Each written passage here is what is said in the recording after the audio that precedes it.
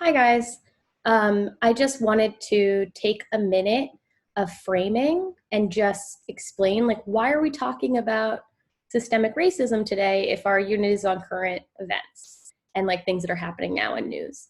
And uh, Basically, the reason we are is because just like any other time we're talking about an important topic, there's some things that we think you need to understand to really understand the new information that we're giving you.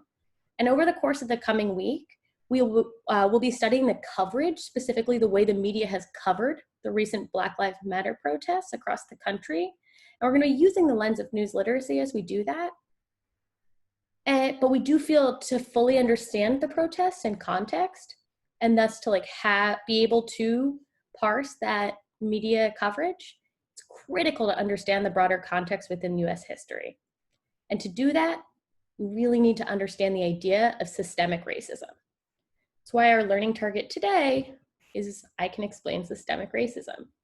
And you guys definitely know what racism is, but what does it mean for something to be systemic?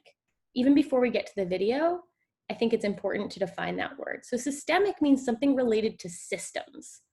And by systems, we mean like the education system, the political system, the legal system, the healthcare system, like big, encompassing parts of our country rather than individuals. So racism can be individual. It could be one person saying like Black people are stupid, or it can be systemic. And systemic racism is perhaps more important. I would argue that it is definitely more important even than individual racism. It has more of an impact on people's lives, but it's a lot less well understood.